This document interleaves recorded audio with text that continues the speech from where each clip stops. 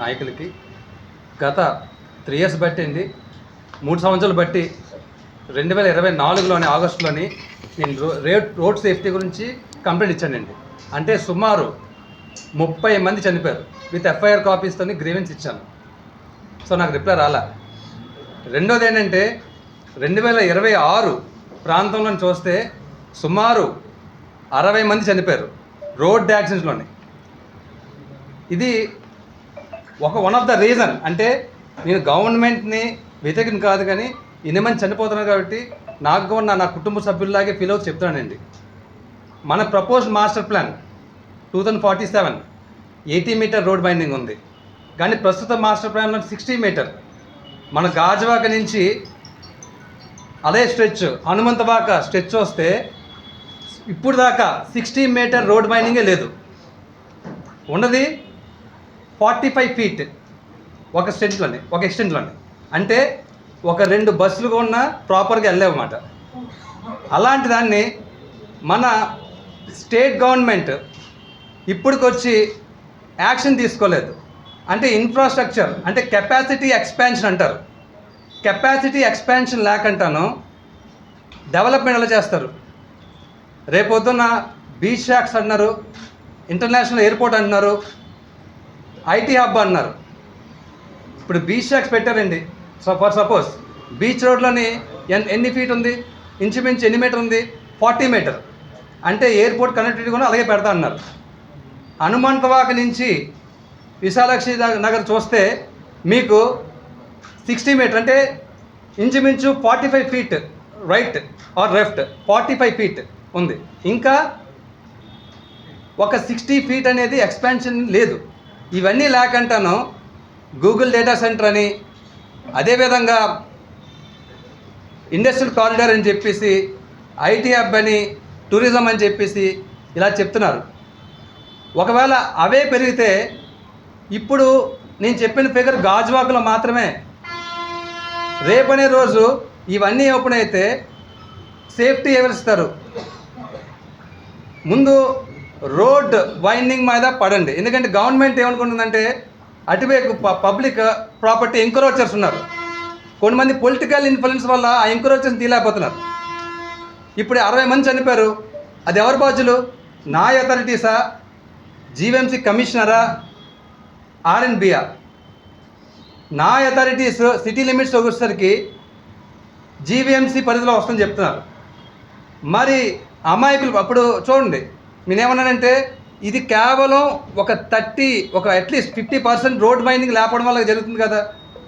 అలా అదేవిధంగా నేను గవర్నమెంట్కి నా తరపున రిక్వెస్ట్ ఏంటంటే ప్రాపర్ కెపాసిటీ ఎక్స్పాన్షన్ లేకపోతే ఫ్యూచర్లోని చాలామంది చనిపోతారు. నేను 2026లో కూడా పెట్టాను. వాళ్ళు ఏం చెప్పారంటే జీవీఎంసీ పరిధిలోని రోడ్ వైండింగ్ ఉంది, దానికి శాంక్షన్ అయ్యింది అంటారు. శాంక్షన్ అవ్వడం కాదు, ఇప్పుడు ఇమీడియట్గా ఆన్ ఎమర్జెన్సీ బేస్మెంట్ ఇమీడియట్గా రోడ్ బైండింగ్ చేస్తే సో మీరు ఫర్దర్గా ఏమేమి చేసుకోవచ్చు. 100 మంది ప్రాణాలంటే లెక్కలేనప్పుడు మరి డెవలప్మెంట్ మనం పెట్టుకుని ఏం చేసుకుంటాం? ఎవరైనా 2 వీలర్స్ కానీ ఎవరు కానీ బయటకు వెళ్తుంటే మనకి ఎంత ఇదిగా ఉంది.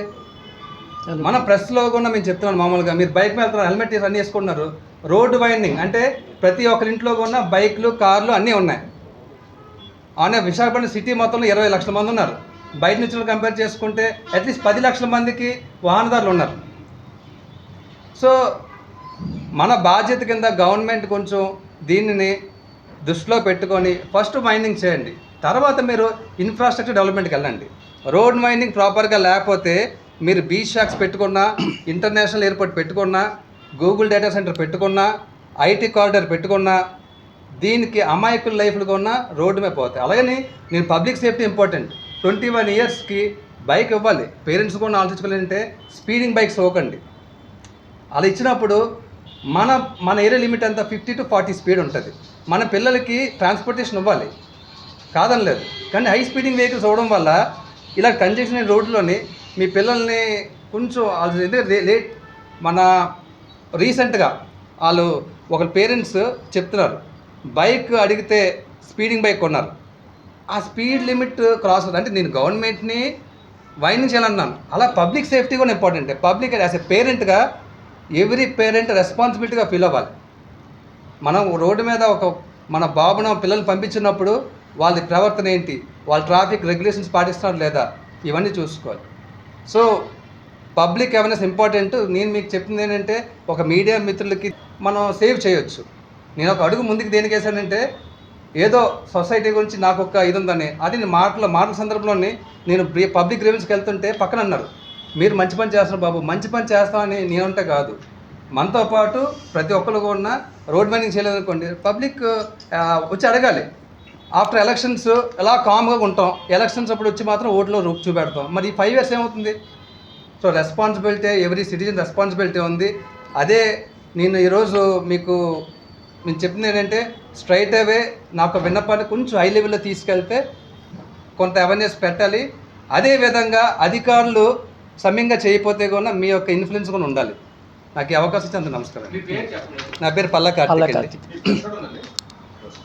మీకు జంక్షన్ 36 మీటర్ రోడ్ ఉంది, 36 మీటర్. అదే మీకు హనుమంతవాక్ కూడా, ఈ 2 మెయిన్ జంక్షన్ ఉంది. హనుమంతవాక్ నుంచి విశాలక్ష్మి వెళ్ళింది, అది 60 మీటర్ కూడా మైనింగ్ లేదు. పబ్లిక్ ప్రాపర్టీ ఎంక్రోచర్స్ ఉన్నారు, వాళ్ళకి మరి పొలిటికల్ సపోర్ట్ లేదు తెలియదు, కానీ పబ్లిక్ ప్రాపర్టీ ఎంక్రోచర్స్ ఉన్నారు. త్వరలో ఆ ఎవిడెన్స్ కూడా పెడతాను. రెండోది గాజువాకలోనే నేను జరిగింది లారీ అనేది ఇన్ని యాక్సిడెంట్ అయినా సరే గాజువాకలో పార్కింగ్ ఉంచారు. చూడండి, కరెక్ట్గా హైవే ఇది హైవే ఇది. ఇలాగా ఒక 15 days బ్యాక్ ఇలాగే ఒక లారీ టైర్ బరస్ట్ అని చెప్పి పక్కన పెడితే ఆర్టీసీ బస్సు గుద్దింది, దాని చాలామంది చనిపోయారు. మరి దీన్ని ఇర్రెస్పాన్సిబిలిటీ అంటారా ఏమంటారు? మిమ్మల్ని నేను క్వశ్చన్ చేస్తున్నాను. ఇదిగో లారీ పెట్టి నేను ఫోటో తీసాను నేను. ఇదిగోండి సార్ మెట్రో అనేది, ఎందుకంటే నేను గవర్నమెంట్ మీద బురద జరగలే, కానీ మెట్రో అనేది రావాలి. అలాగని చెప్పేసి మన మంత్రి నారాయణ గారు ఏం చెప్పారంటే, మెట్రో 2024లోని నవంబర్లో శంకుస్థాపన పెడుతున్నారు. ఇప్పుడు ప్రపోజల్ కూడా ఉందో లేదో కూడా తెలియదు. మెట్రో వస్తే కూడా చాలామంది వెహికల్స్ వాడరు, అది కూడా ట్రాన్స్పోర్టేషన్కి మంచి అవకాశం ఉంటుందండి.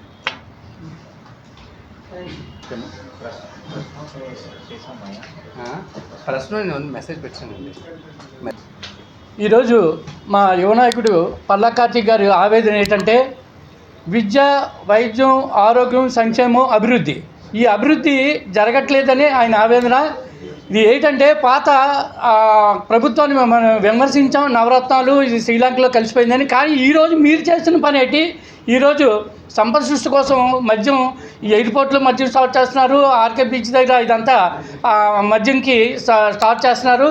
ఈరోజు మనం శనివారం ఆదివారం బీచ్కి వెళ్తాం, దేనికి వెళ్తాం? మనం అక్కడ ఎంజాయ్ చేయడానికి ఫ్యామిలీతో. కానీ అదే దీని దగ్గర వాళ్ళందరూ మందు తాగి ఉంటే మన ఫ్యామిలీతో వెళ్ళగలమని నేను అడుగుతున్నాను. ఈ మద్యం ఈ అమ్మడం దేనికంటే సంపద సృష్టి కోసం. కానీ మా నాయకుడు అనేది ఏంటంటే, ఈరోజు అభివృద్ధి చెందమని రోడ్లు ఎక్కడ పడితే అక్కడ ఉన్నాయి. పాత ప్రభుత్వాన్ని మనం విమర్శించామే, కానీ ఈరోజు మిగతా మీ సంక్షేమం ఎక్కడ ఉందని అడుగుతున్నాం. ఓన్లీ సంపద సృష్టి తప్పించి, అలాగే మీరు వేరే విధంగా ఏదో విధంగా డబ్బులు అవుతామని తప్పించి మీరు అభివృద్ధి ఎక్కడ చేస్తుంటారు? ఈ రోడ్లు అవన్నీ ఇంప్రూవ్ చేసి ఈరోజు 60 మంది చనిపోయారని మా నాయకుడు చెప్పారు. 60 మంది చనిపోయినప్పుడు మీరు దానికి రెస్పాన్సిబిలిటీ ఎవరని మేము ప్రశ్నిస్తున్నాం. ఈరోజు నిజమే, చిన్న కుర్రలు తీసుకొచ్చి బండి కానీ మనం ఎక్కడైనా వెళ్తుంటే చాలా భయంగా ఉంది. హెల్మెట్ ఉన్నా మనం జాగ్రత్తగా వెళ్ళినా అవతల జాగ్రత్తగా రావట్లేదు. కనుక ఈరోజు ఈ బీచ్ దగ్గర రుషికొండ దగ్గర అంటే అక్కడ పుణ్యభూమి, ఋషుల యొక్క భూమి అది. అలాంటి భూమిని ఈరోజు మీరు బీర్ అని చెప్పి స్టార్ట్ చేస్తే అది ఎంతవరకు న్యాయం అని నేను అడుగుతున్నాను. ఈరోజు మన ఎయిర్పోర్ట్ ఉంది, బ్రహ్మాండంగా ఉంటుంది, బోల్డ్ విమానాలు వచ్చి అక్కడ ఆగుతాయి. దీని కాకుండా మనకి వేరే దగ్గర పెట్టి ఇది కూడా తీసేద్దామని ఇలాగ మీరు అన్ని రకాల మీద దృష్టి పెట్టింది. ఈరోజు సూపర్ 6లు ఏం చేశారు? ఒక్కటి కూడా పూర్తిగా అమలు జరపలేకపోతున్నారు. అంటే ప్రభుత్వాన్ని మేము విమర్శించట్లేదు, కానీ ఈరోజు సూపర్ 6లు అట్టర్ఫ్లాప్ అవుతున్నాయి. అలాగే మీరు అవన్నీ కాకుండా మీరు అభివృద్ధి మీద దృష్టి పెట్టి, ఈరోజు చంద్రబాబు నాయుడు విజన్ తాలూకా వ్యక్తి కాబట్టి ఈ విజన్ని మీరు ఆలోచించి అభివృద్ధి చేయవలసిందిగా కోరుతున్నాం. మన పల్లా కార్తీక్ గారు ఆధ్వర్యంలో ఈరోజు ఒక ప్రెస్ మీట్ అరేంజ్ చేయడం జరిగింది. ఏంటంటే, ఈరోజు గాజువాక్లోని మనకి రోడ్డు ప్రమాదాలు విపరీతంగా జరుగుతున్నాయి. ఇటు అగనంపూడి నుంచి ఇటు అక్కిరెడ్డిపాలెం వచ్చే రూట్లోని అనేక యాక్సిడెంట్లు, ఎప్పటికప్పుడు కూడా అనేక యాక్సిడెంట్లు జరుగుతున్నాయి. హనుమంతవాక జంక్షన్ దగ్గర కూడా విపరీతంగా యాక్సిడెంట్లు జరుగుతున్నాయి. కాబట్టి ఇప్పటికైనా ప్రభుత్వం దృష్టి సారించి కంపల్సరిగా దీనిపైన ఒక నివేదిక తీసుకొని కంపల్సరిగా రోడ్ అనేది అందరికీ ఇంపార్టెంట్ కాబట్టి ఆ విషయంలో దృష్టి సారించాలని కోరుతున్నాం. Thank you.